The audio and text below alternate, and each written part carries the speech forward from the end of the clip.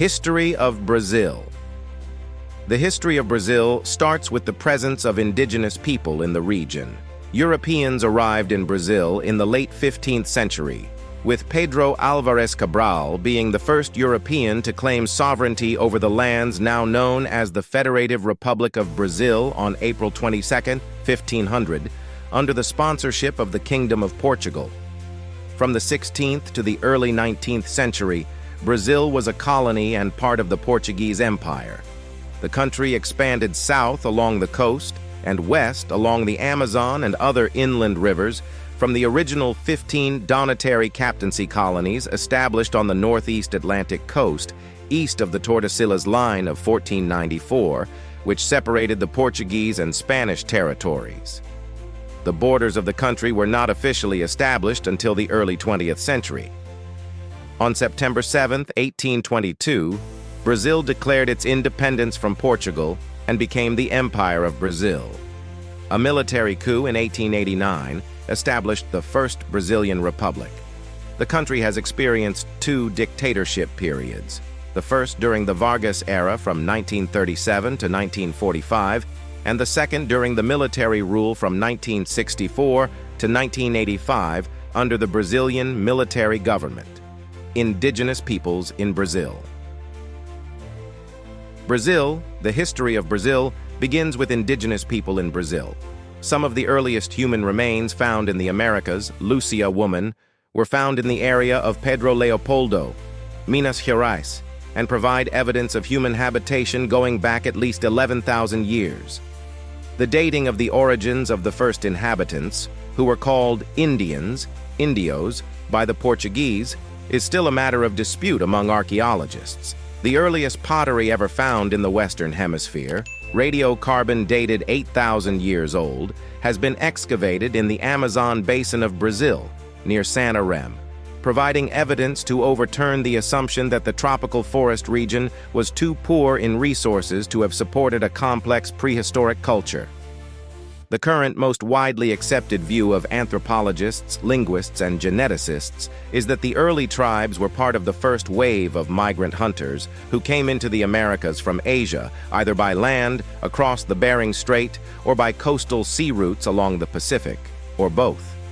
The Andes and the mountain ranges of northern South America created a rather sharp cultural boundary between the settled agrarian civilizations of the West Coast and the semi-nomadic tribes of the East, who never developed written records or permanent monumental architecture. For this reason, very little is known about the history of Brazil before 1500. Archaeological remains, mainly pottery, indicate a complex pattern of regional cultural developments, internal migrations, and occasional large state-like federations. At the time of European discovery, the territory of current-day Brazil had as many as 2,000 tribes. The indigenous peoples were traditionally mostly semi-nomadic tribes who subsisted on hunting, fishing, gathering, and migrant agriculture. When the Portuguese arrived in 1500, the natives were living mainly on the coast and along the banks of major rivers. Discovery of Brazil, Porto Seguro, state of Bahia. In 1500, the Portuguese explorer Pedro Cabral set out on a voyage to India under the command of King Manuel I of Portugal. He was instructed to explore the coast of Africa and establish a trade route to India. On April 22, 1500, Cabral encountered the land of Brazil. This was the first European sighting of the South American continent. Cabral and his crew were the first Europeans to sight and explore the region, and they claimed it for Portugal. Cabral named the land Ilha de Vera Cruz, or the Island of the True Cross. He then sailed around the coast, claiming it for Portugal and sending reports of his discoveries back to the King of Portugal. Cabral's voyage marked the beginning of the Portuguese colonization of Brazil, which would last for over 300 years. Brazilwood trade. Brazil. Starting in the 16th century, Brazilwood became highly valued in Europe and quite difficult to get. A related wood, sappanwood, coming from Asia, was traded in powder form and used as a red dye in the manufacture of luxury textiles, such as velvet, in high demand during the Renaissance. When Portuguese navigators landed in present-day Brazil, they immediately saw that Brazil wood was extremely abundant along the coast and in its hinterland, along the rivers. In a few years, a hectic and very profitable operation for felling and shipping all the Brazil wood logs they could get was established as a crown-granted Portuguese monopoly. The rich commerce which soon followed stimulated other nations to try to harvest and smuggle Brazil wood contraband out of Brazil, and corsairs to attack loaded Portuguese ships in order to steal their cargo. For example, the unsuccessful attempt in 1555 of a French expedition led by Nicolas Durand de Villegagnon, Vice-Admiral of Brittany and Corsair under the King, to establish a colony in present-day Rio de Janeiro, France Antarctique, was motivated in part by the bounty generated by economic exploitation of Brazil wood. In addition, this plant is also cited in Flora Brasiliensis by Carl Friedrich Philipp von Martius. Excessive harvesting led to a steep decrease in the number of Brazil wood trees in the 18th century, causing the collapse of this economic activity. Bandeirantes. São Paulo, State of São Paulo. The main focus of the Bandeirantes missions was to capture and enslave native populations. They carried this out by a number of tactics. The Bandeirantes usually relied on surprise attacks, simply raiding villages or collections of natives, killing any who resisted, and kidnapping the survivors. Trickery could also be used. One common tactic was disguising themselves as Jesuits, often singing mass to lure the natives out of their settlements. At the time, the Jesuits had a deserved reputation as the only colonial force that treated the natives somewhat fairly in the Jesuit reductions of the region. If luring the natives with promises did not work, the Bandeirantes would surround the settlements and set them alight, forcing inhabitants out into the open. At a time when imported African slaves were comparatively expensive, the Bandeirantes were able to sell large numbers of native slaves at a huge profit due to their relatively inexpensive price. Bandeirantes also teamed up with a local tribe, convincing them that they were on their side against another tribe, and when both sides were weakened, the Bandeirantes would capture both tribes and sell them into slavery. Slavery in Brazil. Slavery in Brazil began long before the first Portuguese settlement was established in 1516, with members of one tribe enslaving captured members of another. Later, colonists were heavily dependent on indigenous labor during the initial phases of settlement to maintain the subsistence economy, and natives were often captured by expeditions of Bandeirantes. The importation of African slaves began midway through the 16th century, but the enslavement of indigenous peoples continued well into the 17th and 18th centuries. During the Atlantic slave trade era, Brazil imported more enslaved Africans than any other country in the world. An estimated 4.9 million enslaved people from Africa were imported to Brazil during the period of 1501 to 1866. Until the early 1850s, most enslaved African people who arrived on Brazilian shores were forced to embark at West Central African ports, especially in Luanda, present-day Angola. The Atlantic slave trade was divided into 4 phases: the cycle of Guinea, 16th century; the cycle of Angola, 17th century, which trafficked people from Bakongo, Mbundu, Benguela, and Ovambo; cycle of Costa da Mina, now renamed Cycle of Benin and Dahomey, 18th century, 1815, which trafficked people from Yoruba, Yue, Minas, Hausa, Nupe, and Borno, and the illegal trafficking period, which was suppressed by the United Kingdom, 1815-1851. Captaincies of Brazil. Until 1529. Portugal had very little interest in Brazil, mainly due to the high profits gained through its commerce with India, China, and the East Indies.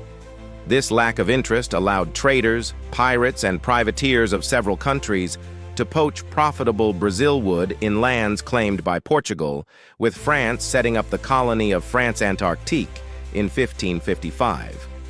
In response, the Portuguese crown devised a system to effectively occupy Brazil without paying the costs. Beginning in the early 16th century, the Portuguese monarchy used proprietorships or captaincies, land grants with extensive governing privileges, as a tool to colonize new lands. Prior to the grants in Brazil, the captaincy system had been successfully used in territories claimed by Portugal, notably including Madeira, the Azores, and other Atlantic islands.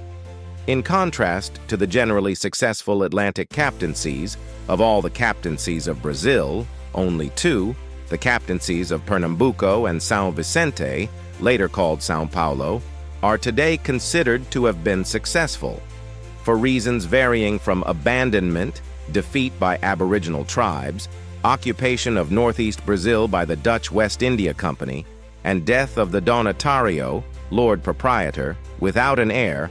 All of the proprietorships, captaincies, eventually reverted to or were repurchased by the crown. In 1572, the country was divided into the northern government based in Salvador and the southern government based in Rio de Janeiro. First settlement, São Vicente, state of São Paulo, in 1534.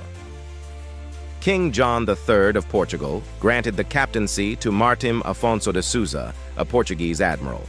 Sousa had founded the first two permanent Portuguese settlements in Brazil in 1532, São Vicente, near the present port of Santos, and Piratininga, later to become São Paulo. Although divided into two lots, separated by the captaincy of Santo Amaro, together these territories formed the captaincy of São Vicente. In 1681, the São Paulo settlement succeeded São Vicente as the capital of the captaincy, and the original name of the latter gradually fell into disuse. São Vicente became the only captaincy to flourish in southern Portuguese colony of Brazil. It ultimately gave rise to São Paulo state and provided the base for the Bandeirantes to expand Portuguese America to the west of the Tordesilhas line. Salvador founded. Salvador, state of Bahia, Braz, Salvador was established as the fortress of São Salvador da Bahia de Todos os Santos, Holy Savior of the Bay of All Saints, in 1549, by Portuguese settlers under Tomé de Sousa, Brazil's first governor-general. It is one of the oldest cities founded by Europeans in the Americas. From a cliff overlooking the Bay of All Saints, it served as Brazil's first capital and quickly became a major port for its slave trade and sugarcane industry. Salvador was long divided into an upper and a lower city, divided by a sharp escarpment some 85 meters, 279 ft high. The upper city formed the administrative, religious, and primary residential districts, while the lower city was the commercial center with a port and market. Sugar empires. Pernambuco, Brazil. Portuguese traders had first introduced sugarcane to the Americas in the 1500s. Portugal had pioneered the plantation system in the Atlantic islands of Madeira and São Tomé. And because the sugar produced from Brazilian plantations was used for an export market, this necessitated land that could be acquired with little conflict from existing occupants. By the 16th century, sugarcane plantations had been developed along the northeast coast of Brazil, and the sugar produced from these plantations became the basis of the Brazilian economy and society. By 1570, Brazil's sugar output rivaled that of the Atlantic islands. At first, the settlers tried to enslave the native peoples to work the sugarcane fields, but this proved to be difficult, so they turned to using slaves instead. Slave labor was the driving force behind the growth of the sugar economy in Brazil, and sugar was the primary export of the colony from 1600 to 1650. In the mid-17th century, the Dutch seized productive areas of northeast Brazil, and because the Dutch were expelled from Brazil, following a strong push by Portuguese Brazilians and their indigenous and Afro-Brazilian allies, Dutch sugar production became the model for Brazilian sugar production in the Caribbean. Increased production and competition meant that the price of sugar dropped and Brazil's market share dropped. However, Brazil's recovery from the Dutch incursion was slow, as warfare had taken its toll on the sugar plantations. Rio de Janeiro founded. Rio de Janeiro, state of Rio de, Estácio de Sá, in the lead of the Portuguese, established the city of Rio de Janeiro on March 1, 1565. The city was named São Sebastião do Rio de Janeiro in honor of Saint Sebastian, the patron saint of the Portuguese monarch Sebastião. Guanabara Bay was formerly known as Rio de Janeiro. During the early 18th century, the city was threatened by pirates and buccaneers, such as Jean-François Duclerc and René Duguay-Trouin. Spanish rule. Brazil, in 1578, Dom Sebastião, the king of Portugal at the time, vanished in the Battle of Alcácer Quibir against the Moors in Morocco. He had few allies and inadequate resources to fight with, leading to his disappearance. Since he had no direct heirs, King Philip II of Spain, his uncle, assumed control over the Portuguese lands, starting the Iberian Union. 60 years later, John, Duke of Bragança, rebelled with the goal of restoring Portugal's independence, which he accomplished, becoming John IV of Portugal. Brazil was part of the Spanish Empire, but remained under Portuguese administration until it regained its independence in 1668, and Portuguese colonial possessions were returned to the Portuguese crown. Belém founded. Belém, state of Pará, Brazil, in 1615, Francisco Caldeira Castelo Branco, the Portuguese captain general of the captaincy of Bahia, was tasked by the Governor-General of Brazil with leading a military expedition to monitor the trading activities of foreign powers, the French, Dutch, and English, along the Amazon River from the Cabo do Norte in Grão-Pará. On January 12, 1616, he mistakenly believed he had found the main channel of the river when he arrived at what is now known as Guajará Bay, situated at the confluence of the Para and Guamá rivers, which was referred to by the Tupinambás as Guaçu-Paraná. There, he built a wooden fort covered with straw, which he called Presépio, or nativity scene, and the colony formed around it was called Feliz Lusitania, Fortunate Lusitania. This fort was unsuccessful in preventing colonization by the Dutch and French, but it did help to ward off further attempts. Later, Feliz Lusitania was renamed Nossa Senhora de Belém do Grão-Pará, Our Lady of Bethlehem of Grão-Pará, and Santa Maria de Belém, Saint Mary of Bethlehem, and was granted city status in 1655. It was made the capital of the state Pará when it was separated from Maranhão in 1772. Dutch Brazil, Recife, state of Pernambuco.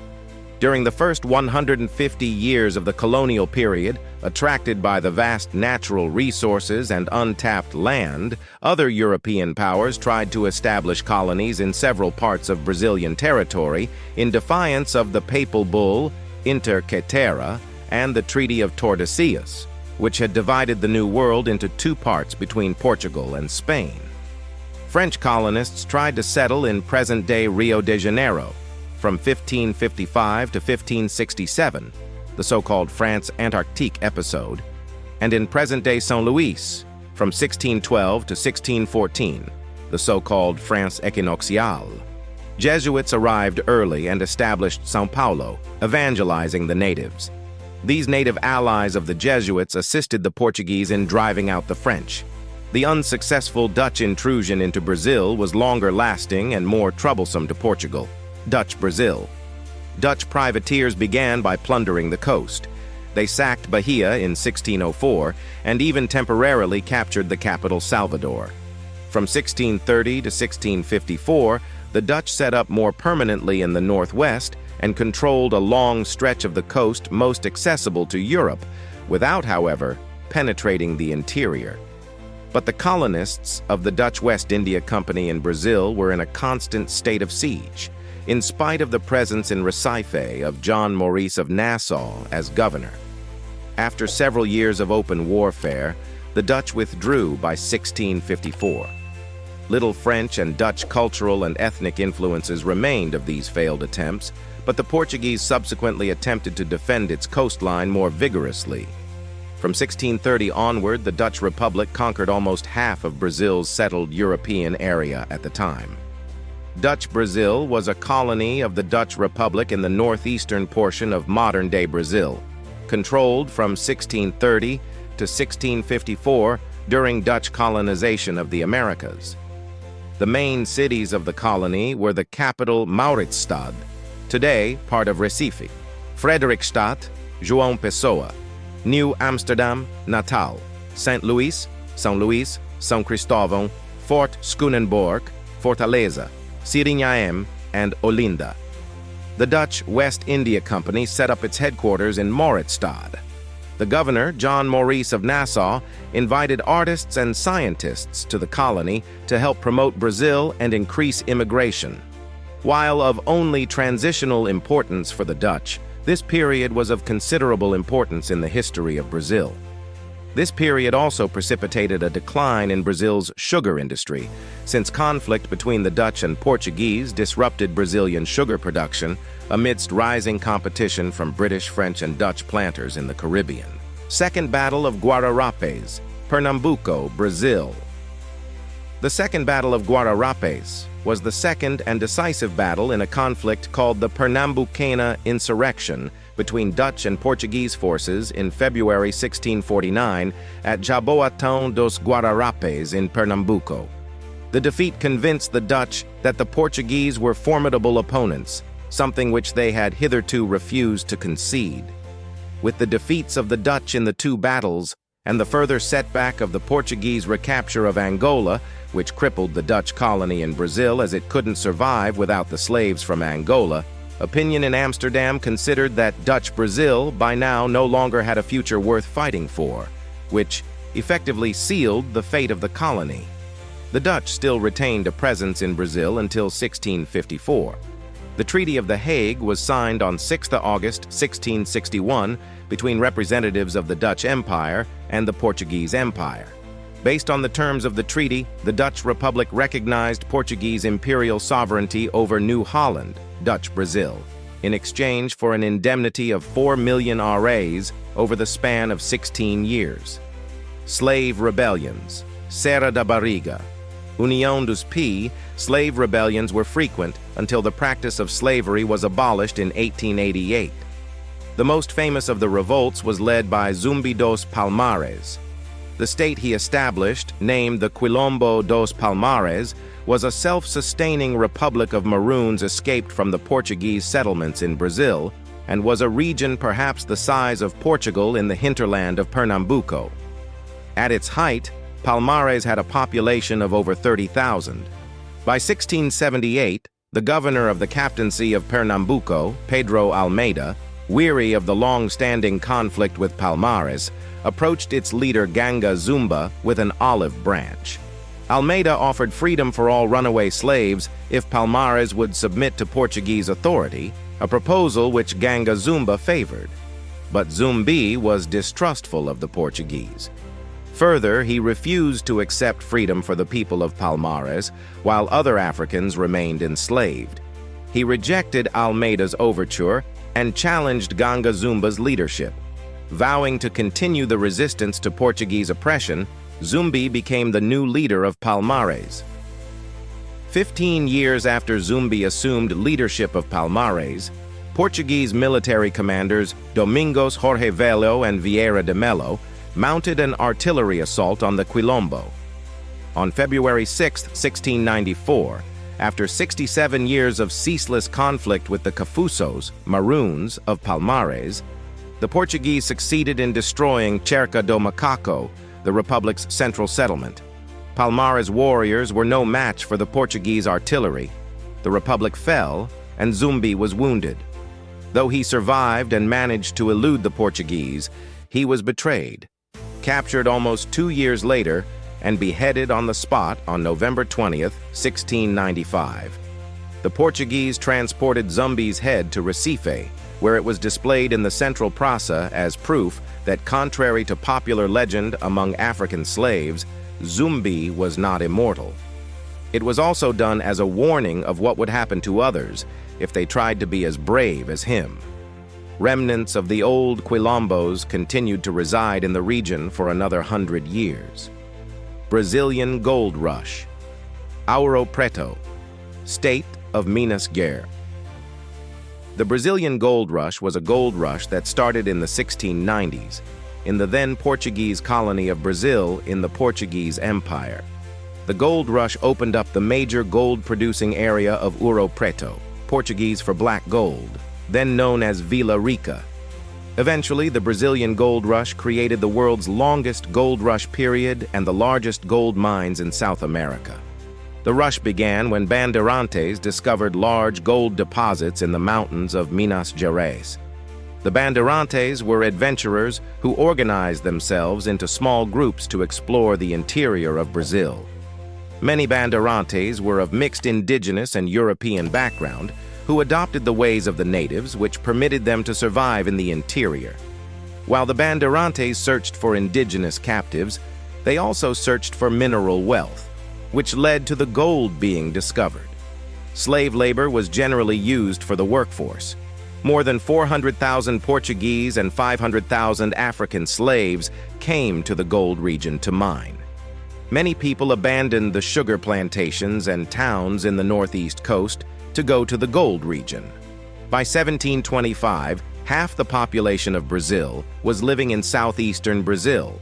Officially, 800 metric tons of gold were sent to Portugal in the 18th century.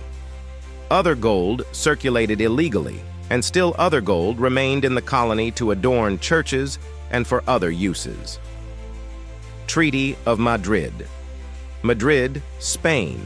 Earlier treaties, such as the Treaty of Tordesillas and the Treaty of Zaragoza, authored by both countries, and as mediated by Pope Alexander VI, stipulated that the Portuguese Empire in South America could extend no farther west than 370 leagues west of Cape Verde Islands, called the Tordesillas Meridian, approx. The 46th meridian. Had these treaties remained unchanged, the Spanish would have held both what is today the city of São Paulo and all land to the west and south. Thus, Brazil would be only a fraction of its present-day size. Gold was discovered in Mato Grosso in 1695. Starting in the 17th century, Portuguese explorers, traders, and missionaries from the state of Maranhão in the north, and gold seekers and slave hunters, the famous Bandeirantes of São Paulo in the south, had penetrated far to the west and southwest of the old treaty line, also looking for slaves.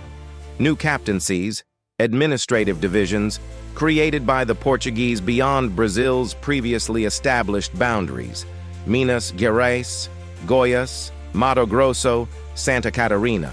The Treaty of Madrid was an agreement concluded between Spain and Portugal on 13th of January 1750. In an effort to end decades of conflict in the region of present-day Uruguay, the treaty established detailed territorial boundaries between Portuguese Brazil and the Spanish colonial territories to the south and west. Portugal also recognized Spain's claim to the Philippines, while Spain acceded to the westward expansion of Brazil. Most notably, Spain and Portugal expressly abandoned the papal bull Inter Caetera and the treaties of Tordesillas and Zaragoza as the legal basis for colonial division. Kingdom and Empire of Brazil. Transfer of the Portuguese court to Brazil. Rio de Janeiro, State of Rio de. The Portuguese royal court transferred from Lisbon to the Portuguese colony of Brazil in a strategic retreat of Queen Maria I of Portugal, Prince Regent John, the Braganza royal family, its court, and senior functionaries, totaling nearly 10,000 people, on 27 November 1807. The embarkment took place on the 27th, but due to weather conditions, the ships were only able to depart on the 29th of November. The Braganza royal family departed for Brazil just days before Napoleonic forces invaded Portugal on 1st December 1807. The Portuguese crown remained in Brazil from 1808 until the Liberal Revolution of 1820 led to the return of John VI of Portugal on 26 April 1821. For 13 years, Rio de Janeiro, Brazil, functioned as the capital of the Kingdom of Portugal in what some historians call a metropolitan reversal, i.e., a colony exercising governance over the entirety of an empire. The period in which the court was located in Rio brought significant changes to the city and its residents, and can be interpreted through several perspectives. It had profound impacts on Brazilian society, economics, infrastructure, and politics. The transfer of the king and the royal court represented the first step toward Brazilian independence, since the king immediately opened the ports of Brazil to foreign shipping and turned the colonial capital into the seat of government. United Kingdom of Portugal, Brazil and the Algarves. Brazil. The United Kingdom of Portugal, Brazil and the Algarves was formed in 1815. Following the transfer of the Portuguese court to Brazil during the Napoleonic invasions of Portugal, and it continued to exist for about 1 year after the return of the court to Europe, being de facto dissolved in 1822 when Brazil proclaimed its independence. The dissolution of the United Kingdom was accepted by Portugal and formalized de jure in 1825, when Portugal recognized the independent Empire of Brazil. During its period of existence, the United Kingdom of Portugal, Brazil, and the Algarves did not correspond to the whole of the Portuguese Empire. Rather, the United Kingdom was the transatlantic metropolis that controlled the Portuguese colonial empire, with its overseas possessions in Africa and Asia. Thus, from the point of view of Brazil, the elevation to the rank of a kingdom and the creation of the United Kingdom represented a change in status, from that of a colony to that of an equal member of a political union. In the wake of the liberal revolution of 1820 in Portugal, attempts to compromise the autonomy and even the unity of Brazil led to the breakdown of the Union. Portuguese conquest of the Banda Oriental. Uruguay, the Portuguese conquest of the Banda Oriental, was the armed conflict that took place between 1816 and 1820 in the Banda Oriental, for control of what today comprises the whole of the Republic of Uruguay, the northern part of the Argentine Mesopotamia, and southern Brazil. The 4-year armed conflict resulted in the annexation of the Banda Oriental into the United Kingdom of Portugal, Brazil, and the Algarves as the Brazilian province of Cisplatina. The belligerents were, on one side, the Artiguistas, led by José Gervasio Artigas, and some leaders of other provinces that made up the Federal League, like Andrés Guazurari, and on the other, the troops of the United Kingdom of Portugal, Brazil, and the Algarves, directed by Carlos Frederico Lecor. War of Independence of Brazil. Brazil, the Brazilian War of Independence, was waged between the newly independent Brazilian Empire and the United Kingdom of Portugal, Brazil, and the Algarves, which had just undergone the liberal revolution of 1820. It lasted from February 1822, when the first skirmishes took place, to March 1824, with the surrender of the Portuguese garrison in Montevideo. The war was fought on land and sea and involved both regular forces and civilian militia. Land and naval battles took place in the territories of Bahia, Cisplatina, and Rio de Janeiro provinces, the Vice-Kingdom of Grão-Pará, and in Maranhão and Pernambuco, which today are part of Ceará, Piauí, and Rio Grande do Norte states. Independence of Brazil. Bahia, Brazil. The independence of Brazil comprised a series of political and military events that led to the independence of the Kingdom of Brazil from the United Kingdom of Portugal, Brazil, and the Algarves as the Brazilian Empire. Most of the events occurred in Bahia, Rio de Janeiro, and São Paulo between 1821-1824. It is celebrated on 7th of September, although there is a controversy whether the real independence happened after the siege of Salvador on the 2nd July 1823 in Salvador, Bahia, where the Independence War was fought. However, September 7th is the anniversary of the date in 1822 that Prince Regent Dom Pedro declared Brazil's independence from his royal family in Portugal and the former United Kingdom of Portugal, Brazil, and Algarves. Formal recognition came with a treaty 3 years later, signed by the new Empire of Brazil and the Kingdom of Portugal in late 1825. Reign of Emperor Pedro I Brazil. Pedro I encountered a number of crises during his reign as Emperor of Brazil. A secessionist rebellion in the Cisplatina province in early 1825 and the subsequent attempt by the United Provinces of the Rio de la Plata, later Argentina, to annex Cisplatina led the empire into the Cisplatine War, a long, inglorious, and ultimately futile war in the south.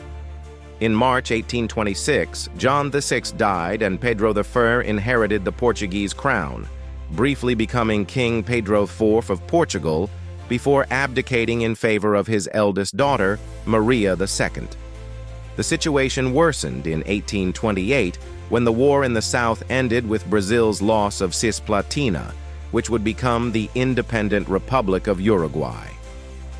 During the same year in Lisbon, Maria II's throne was usurped by Prince Miguel, Pedro I's younger brother.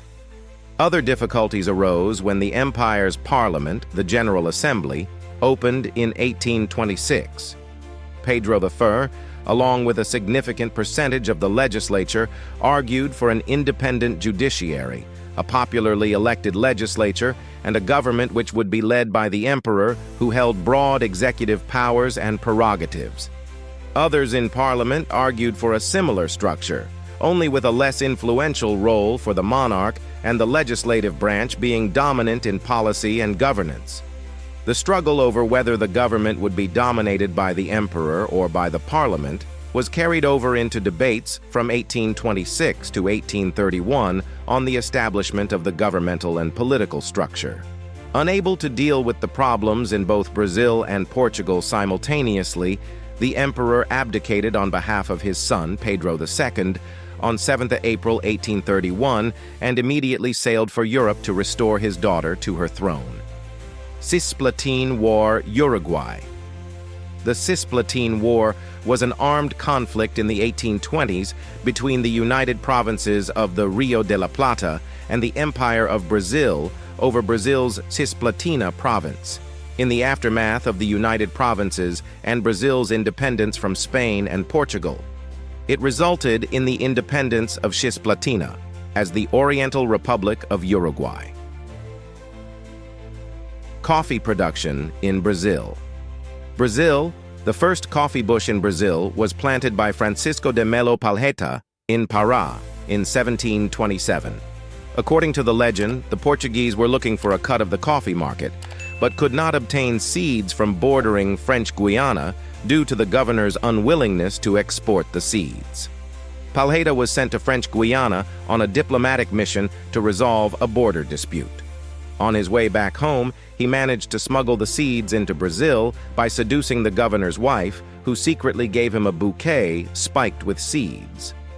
Coffee spread from Pará and reached Rio de Janeiro in 1770, but was only produced for domestic consumption until the early 19th century, when American and European demand increased, creating the first of two coffee booms.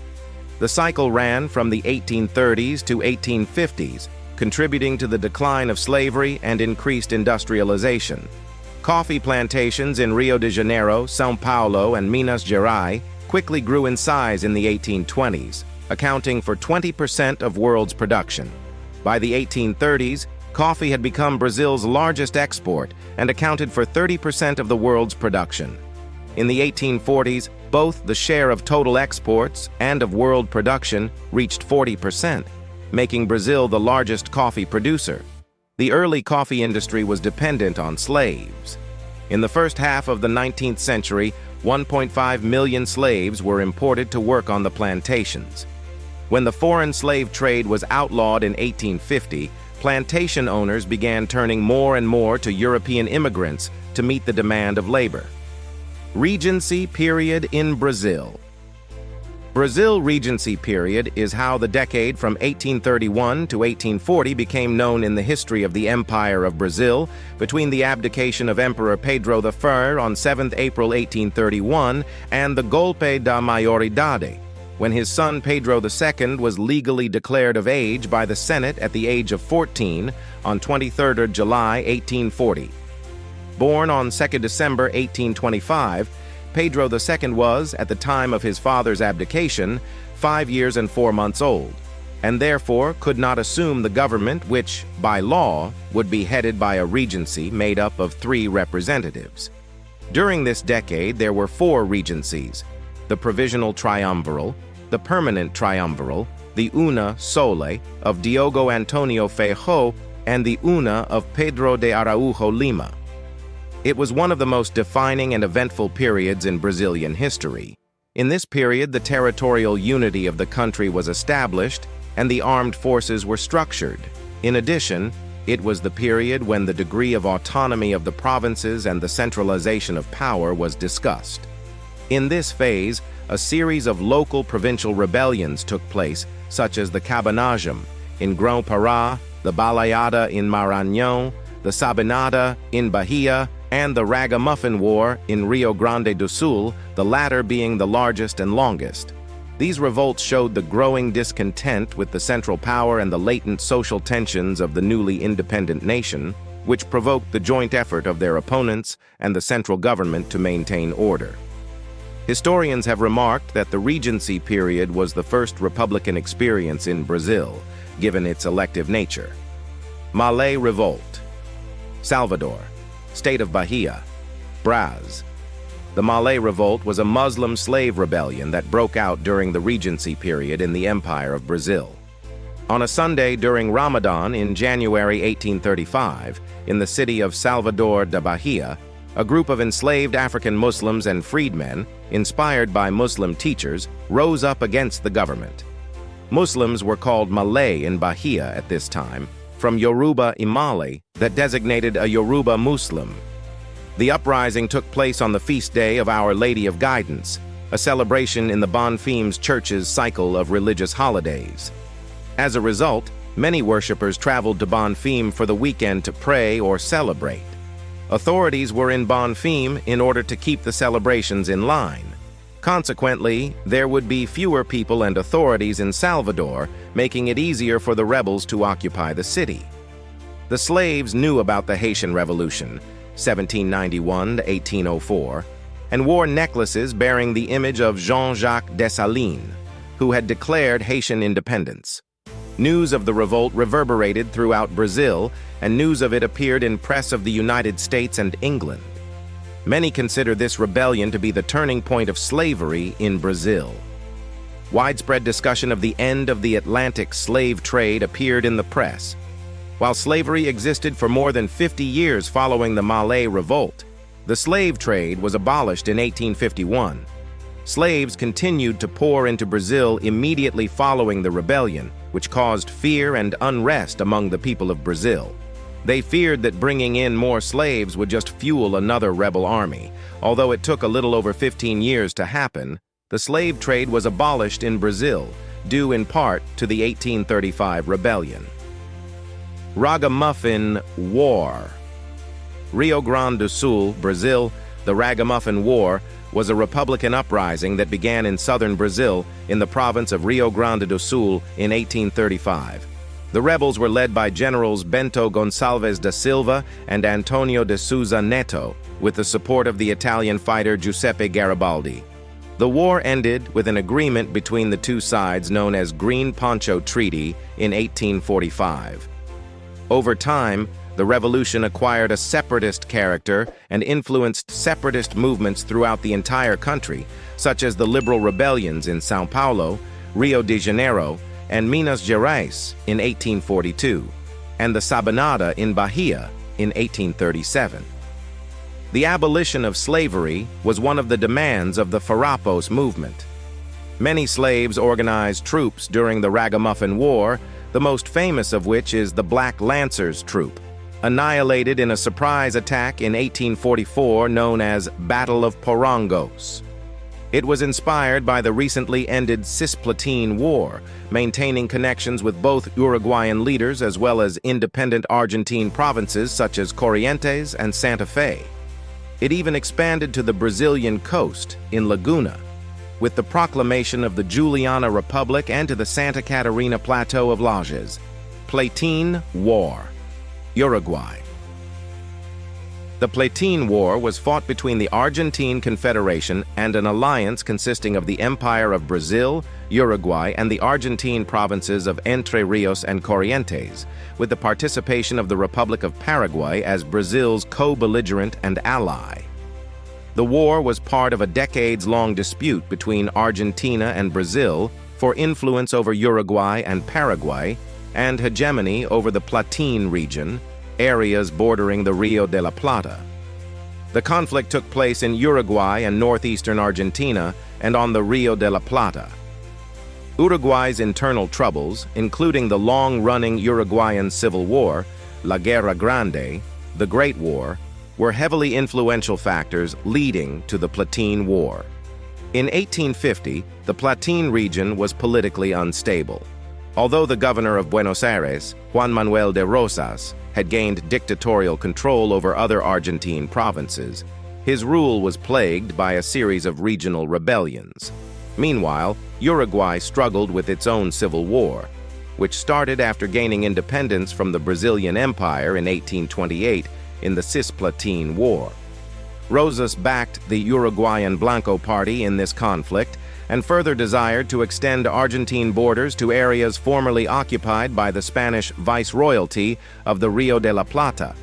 This meant asserting control over Uruguay, Paraguay, and Bolivia, which threatened Brazilian interests and sovereignty, since the old Spanish viceroyalty had also included territories which had long been incorporated into the Brazilian province of Rio Grande do Sul.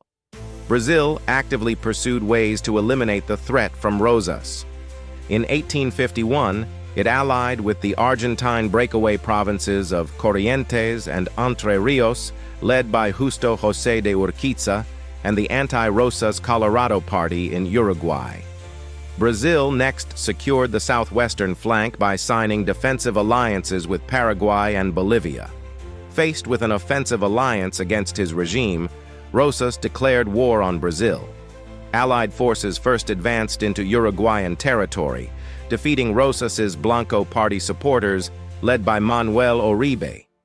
Afterwards, the Allied army was divided, with the main arm advancing by land to engage Rosas's main defenses and the other launching a seaborne assault directed at Buenos Aires. The Platine War ended in 1852 with the Allied victory at the Battle of Caseros, for some time establishing Brazilian hegemony over much of South America. The war ushered in a period of economic and political stability in the Empire of Brazil. With Rosas gone, Argentina began a political process which would result in a more unified state. However, the end of the Platine War did not completely resolve issues within the Platine region.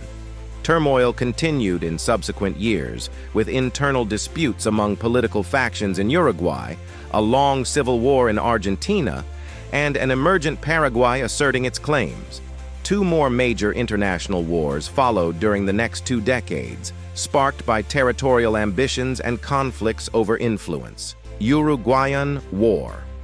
Uruguay, the Uruguayan War was fought between Uruguay's governing Blanco Party and an alliance consisting of the Empire of Brazil and the Uruguayan Colorado Party, covertly supported by Argentina. Since its independence, Uruguay had been ravaged by intermittent struggles between the Colorado and Blanco factions, each attempting to seize and maintain power in turn. The Colorado leader Venancio Flores launched the Liberating Crusade in 1863, an insurrection aimed at toppling Bernardo Barro, who presided over a Colorado Blanco coalition, fusionist government. Flores was aided by Argentina, whose president Bartolomé Mitre provided him with supplies, Argentine volunteers, and river transport for troops. The fusionism movement collapsed as the Colorados abandoned the coalition to join Flores' ranks. The Uruguayan Civil War quickly escalated, developing into a crisis of international scope that destabilized the entire region. Even before the Colorado Rebellion, the Blancos within fusionism had sought an alliance with Paraguayan dictator Francisco Solano López. Barrow's now purely Blanco government also received support from Argentine federalists who opposed Mitre and his Unitarians. The situation deteriorated as the Empire of Brazil was drawn into the conflict. Almost 1/5 of the Uruguayan population were considered Brazilian. Some joined Flores's rebellion, spurred by discontent with Blanco government policies that they regarded as harmful to their interests. Brazil eventually decided to intervene in the Uruguayan affair to re-establish the security of its southern frontiers and its regional ascendancy. In April 1864, Brazil sent Minister Plenipotentiary José Antonio Saraiva to negotiate with Atanásio Aguirre, who had succeeded Barrow in Uruguay.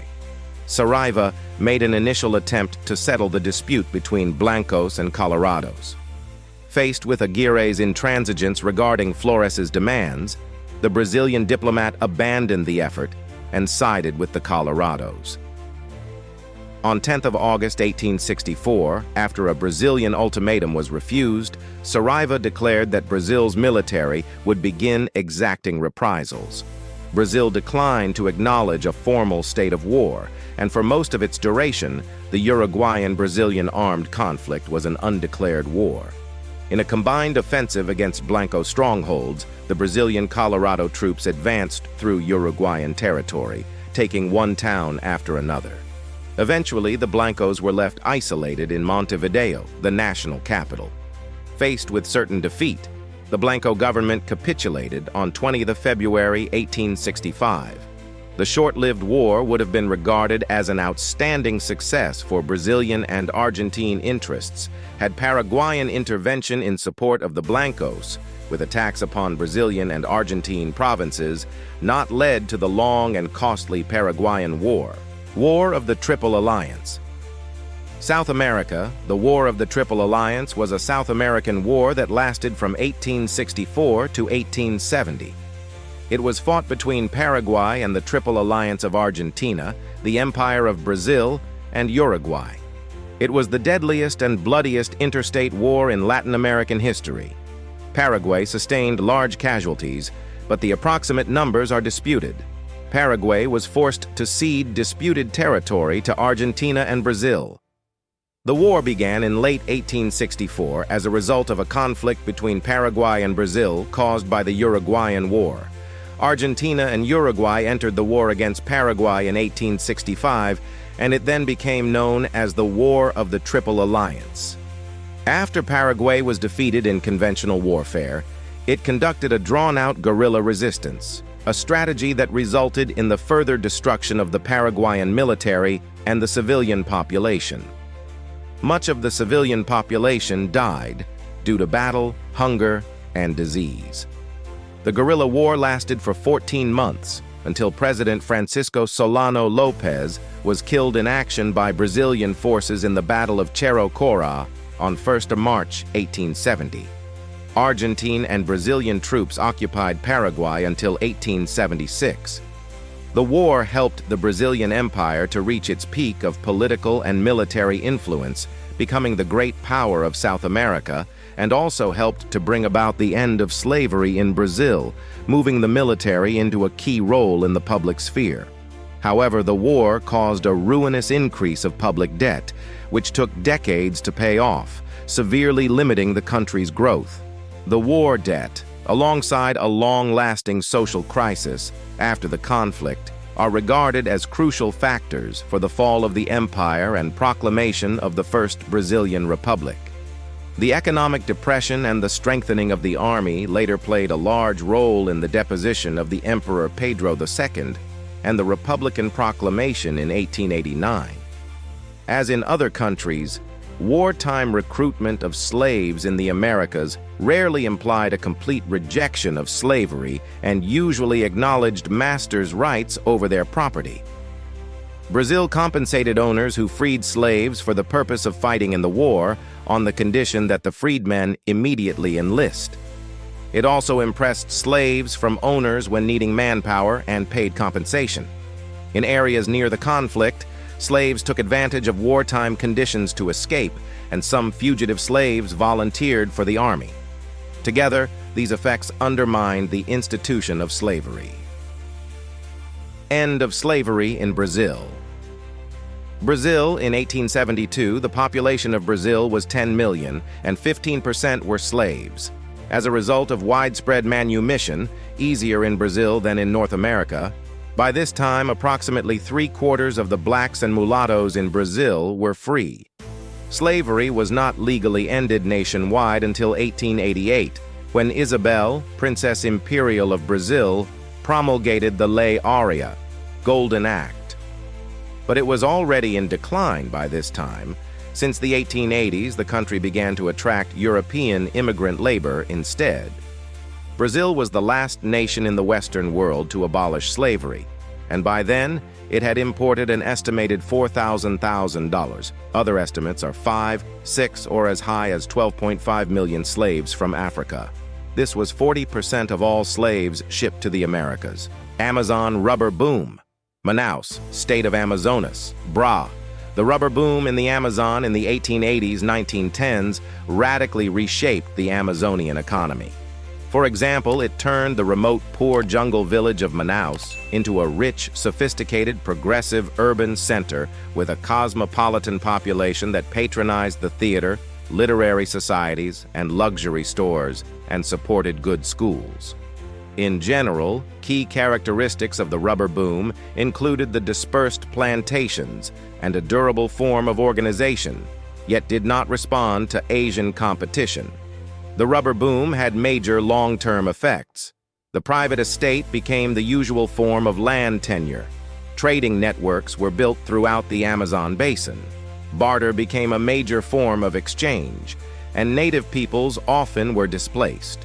The boom firmly established the influence of the state throughout the region. The boom ended abruptly in the 1920s, and income levels returned to the poverty levels of the 1870s. There were major negative effects on the fragile Amazonian environment. First, Brazilian Republic. Brazil. On November 15, 1889, Marshal Deodoro da Fonseca deposed Emperor Pedro II, declared Brazil a republic, and reorganized the government. According to the new Republican Constitution enacted in 1891, the government was a constitutional democracy, but democracy was nominal. In reality, the elections were rigged. Voters in rural areas were pressured or induced to vote for the chosen candidates of their bosses, see Coronelismo, and if all those methods did not work, the election results could still be changed by one-sided decisions of Congress's Verification of Powers Commission. Election authorities in the República Velha were not independent from the executive and the legislature, dominated by the ruling oligarchs. This system resulted in the presidency of Brazil alternating between the oligarchies of the dominant states of São Paulo and Minas Gerais, who governed the country through the Paulista Republican Party, PRP, and the Minas Republican Party, PRM. This regime is often referred to as café com leite, coffee with milk, after the respective agricultural products of the two states. The Brazilian Republic was not an ideological offspring of the republics born of the French or American revolutions, although the Brazilian regime would attempt to associate itself with both. The Republic did not have enough popular support to risk open elections. It was a regime born of a coup d'etat that maintained itself by force. The Republicans made Deodoro president, 1889-91, and, after a financial crisis, appointed Field Marshal Floriano Vieira Peixoto Minister of War to ensure the allegiance of the military. Brazil during World War I. Brazil, during World War I, Brazil initially adopted a neutral position, in accordance with the Hague Convention, in an attempt to maintain the markets for its export products, mainly coffee, latex, and industrial manufactured items. However, following repeated sinking of Brazilian merchant ships by German submarines, President Venceslau Braz declared war against the Central Powers in 1917. Brazil was the only country in Latin America to be directly involved in the war. The major participation was the Brazilian Navy's patrol of areas of the Atlantic Ocean. Brazilian Revolution of 1930. Brazil. The politics of Brazil in the late 19th and early 20th centuries were dominated by an alliance between the states of São Paulo and Minas Gerais, with the presidency alternating between the two states in every election. However, in 1929, President Washington Luiz broke this tradition by choosing Julio Prestes, also from São Paulo, as his successor, leading to the formation of a coalition of states known as the Liberal Alliance, which supported the opposition candidate, Getúlio Vargas, the president of Rio Grande do Sul.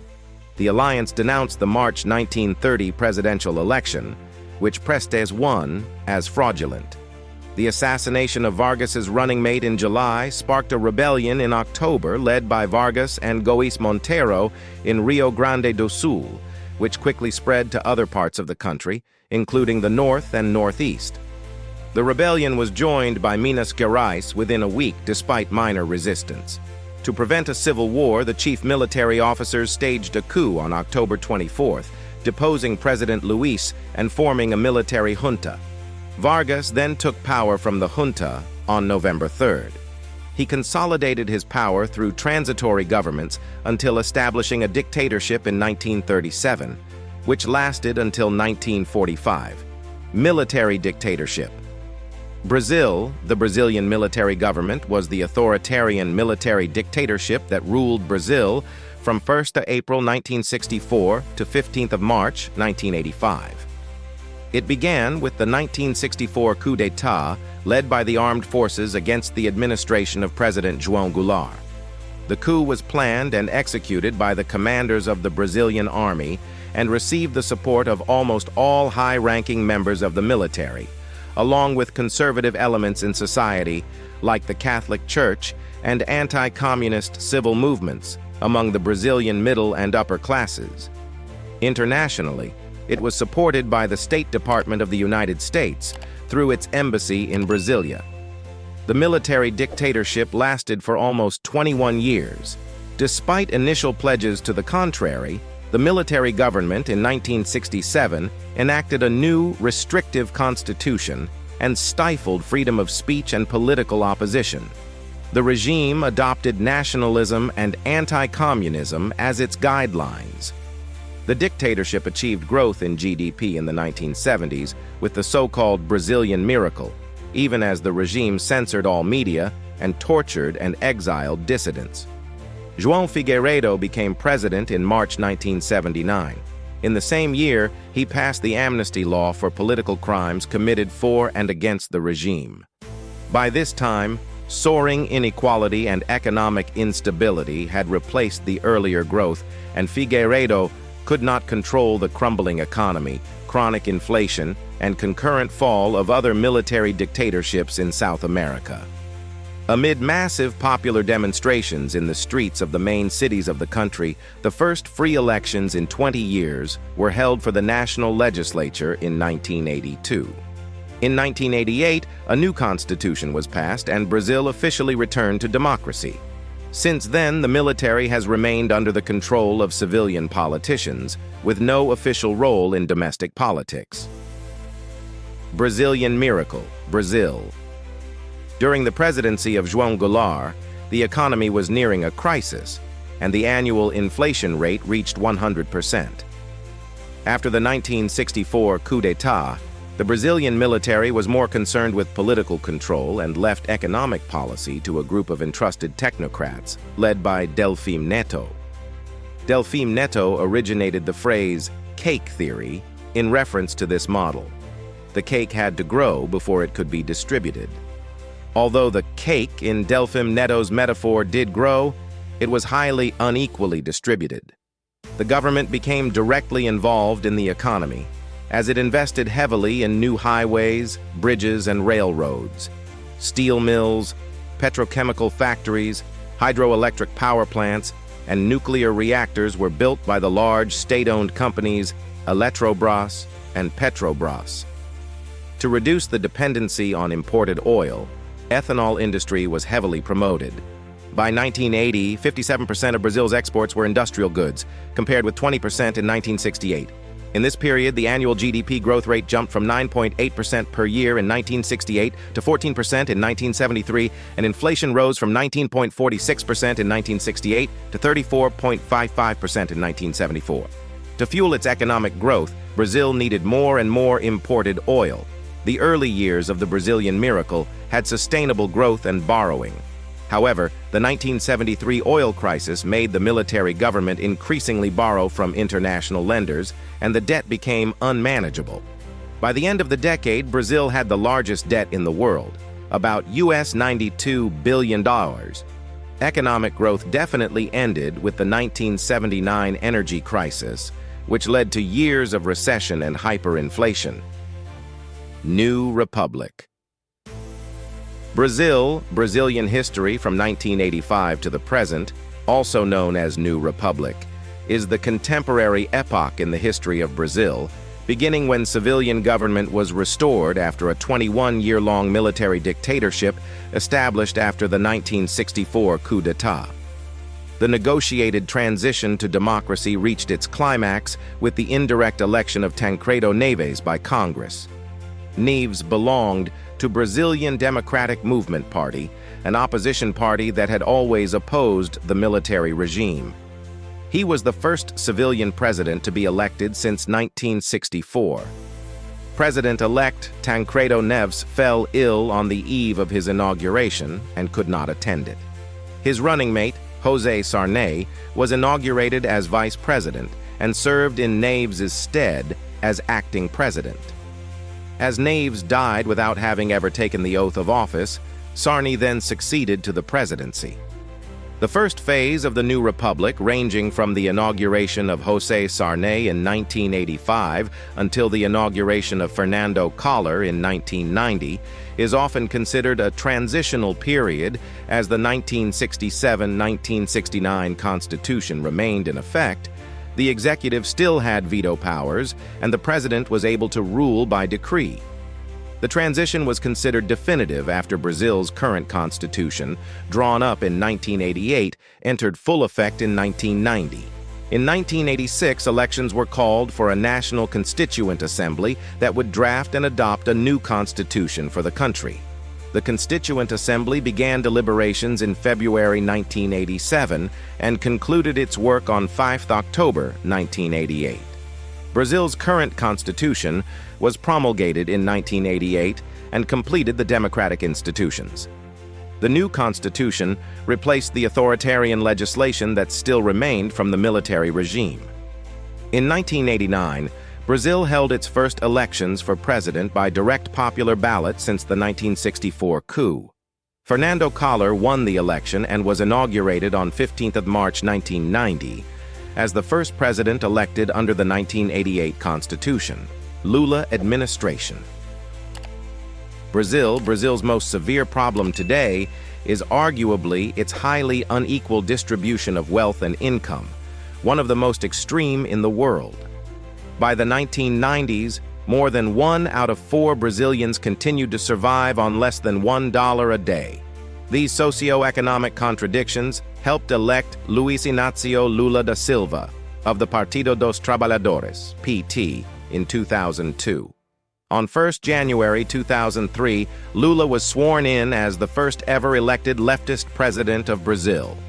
In the few months before the election, investors were scared by Lula's campaign platform for social change and his past identification with labor unions and leftist ideology.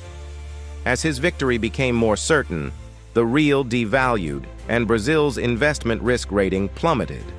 The causes of these events are disputed since Cardoso left a very small foreign reserve. After taking office, however, Lula maintained Cardoso's economic policies, warning that social reforms would take years and that Brazil had no alternative but to extend fiscal austerity policies. The real and the nation's risk rating soon recovered. Lula, however, has given a substantial increase in the minimum wage, raising from $200 to $350 in 4 years. Lula also spearheaded legislation to drastically cut retirement benefits for public servants. His primary significant social initiative, on the other hand, was the Fome Zero, Zero Hunger program, designed to give each Brazilian 3 meals a day. In 2005, Lula's government suffered a serious blow with several accusations of corruption and misuse of authority against his cabinet, forcing some of its members to resign. Most political analysts at the time were certain that Lula's political career was doomed, but he managed to hold on to power, partly by highlighting the achievements of his term, e.g., reduction in poverty, unemployment, and dependence on external resources, such as oil, and to distance himself from the scandal.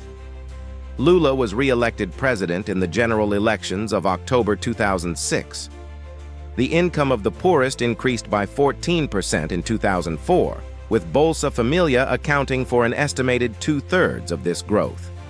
In 2004, Lula launched the Popular Pharmacies program, designed to make medicines considered essential accessible to the most disadvantaged. During Lula's first term in office, child malnutrition declined by 46%. In May 2010, the UN World Food Programme, WFP, awarded Lula da Silva the title of World Champion in the Fight Against Hunger. 2016, Summer Olympics.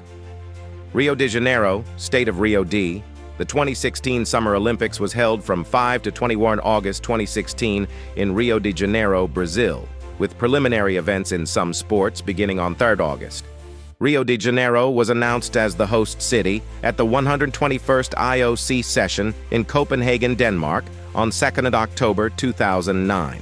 These were the first Olympic Games to be held in South America, as well as the first to be held in a Portuguese-speaking country, the first summer edition to be held entirely in the host country's winter season, the first since 1968 to be held in Latin America, and the first since 2000 to be held in the Southern Hemisphere.